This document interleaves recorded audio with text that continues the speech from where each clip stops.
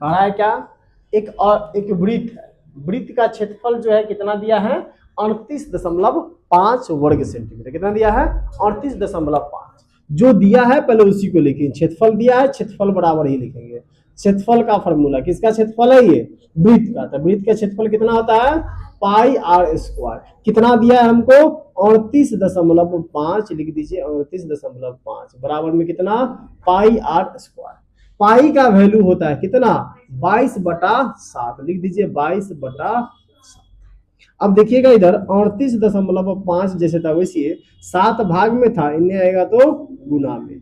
अब यहाँ देखिएगा 22 कहाँ चला जाएगा इधर, बराबर में कितना बचेगा आर स्क्वायर।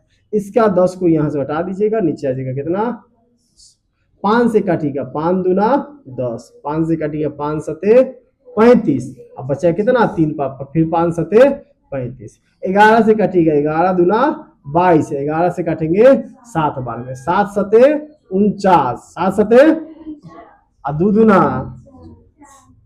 बराबर में आर स्क्वायर। इधर स्क्वायर था, बराबर की इधर जाएगा तो रूट हो जाएगा कितना 49/4, बराबर क्या बचेगा आर। 49 किसका स्क्वायर 7 का, 4 2 का स्क्वायर, बराबर क्या आ गया आर का वैल्यू। किसका वैल्यू आ गया आर का वैल्यू। निकालना क्या था आर, नहीं निकालना क्या था हमको परिधि। क्या निकालना था परिधि, तो परिधि बराबर फॉर्मूला लिखेंगे, परिधि बराबर फॉर्मूला क्या होता है 2 पाई आर। परिधि बराबर फॉर्मूला क्या होता है 2 पाई आर।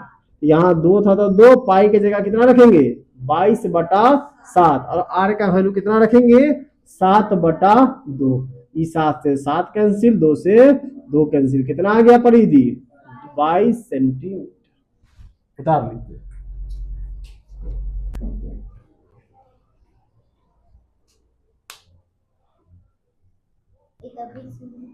चलिए हल्ला नहीं कीजिए, चलिए देखिए पहला कहा बोला कि 5.2 सेंटीमीटर त्रिज्या वाले एक त्रिज्यखंड का परिमाप दिया हुआ है कितना 16.4।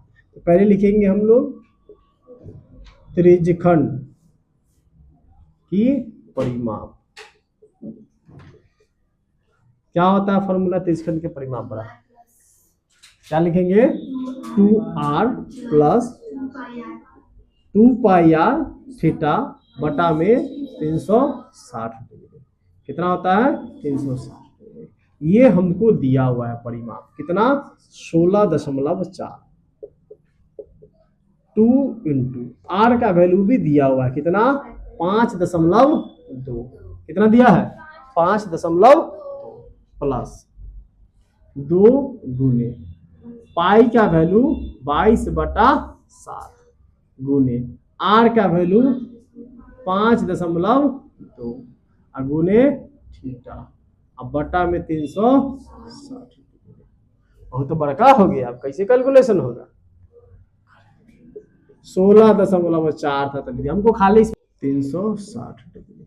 इसको उठा के इधर ले आइए, कितना जाएगा 16.4 माइनस 10.4 2 पाई आर थीटा बटा 360 डिग्री। ठीक है, यहां से देखिए घटा देंगे तो कितना आएगा इसका 6। 2 पाई आर थीटा बटा 360 डिग्री। ठीक, अब हम लोग क्या करते हैं, ये जो यहाँ दो जो गुना में है इसको उठा के इधर ले आइए तो कितना में आ जाएगा भाग में, इधर बचेगा पाई आर थीटा बटा 360 डिग्री। आर का भी वैल्यू यूज कर सकते हैं लेकिन यहाँ पर नहीं करेंगे ताकि कैलकुलेशन ज्यादा लंबा नहीं भागे। अब यहाँ देखिए ये 3 जैसे था 3, ये आर गुना में था, इधर आएगा तो देखिए 3 गुने 360 भाग में था, इधर आएगा तो गुना में, ई पाई इंटू आर बराबर क्या लिखेंगे थीटा। समझ में आया।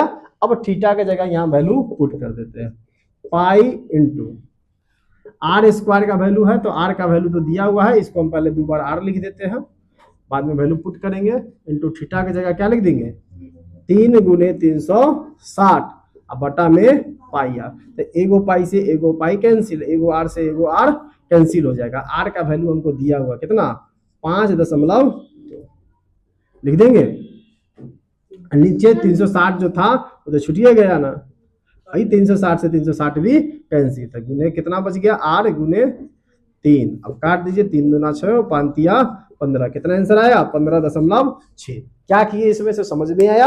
ये नहीं समझ में आया? दोबारा देखिए, परिमाप दिया हुआ था 2r + 2πr थीटा बटा 360 डिग्री। हमको निकालना क्या था? त्रिज्यखंड। तो त्रिज्यखंड निकालने के लिए πr² थीटा बटा 360 डिग्री था।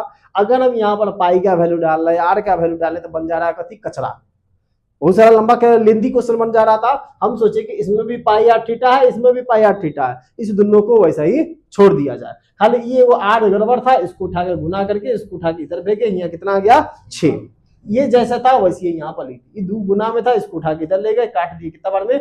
3 बार में। ये भाग में था, इधर आया था गुना में, ये दोनों गुना में था, इधर आया तो भाग में। बराबर में कितना आ गया?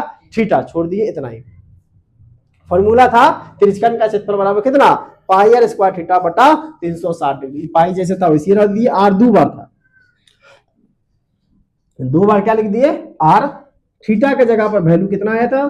3 × 360 πr 360 डिग्री जैसे था उसको हम लोग लिख दिए। ये वाला 360 डिग्री यहाँ लिखल है। अब इसके बाद क्या कीजिएगा? एक आर से आर काट दिए, एक पाई से पाई काट दिए। आर का वैल्यू हमको क्वेश्चन में दिया था 5.2, यहाँ बच गया 3, गुना कर दिए। कितना आ गया? 15.6। अगर दूसरा प्रोसेस से चलते, यहाँ पर पाई का वैल्यू डालते, आर का वैल्यू डालते, आंसर उस पर भी आता, लेकिन वो बहुत ही कैलकुलेटिव हो जाता है। यह ऑब्जेक्टिव क्वेश्चन है, तो हमको ऑब्जेक्टिव के हिसाब से इसको बनाना पड़ेगा। बात समझेंगे ना? समझे? ज्यादा लंबा लेंदी लेके इसको जाने का जरूरत नहीं है। उतारिए।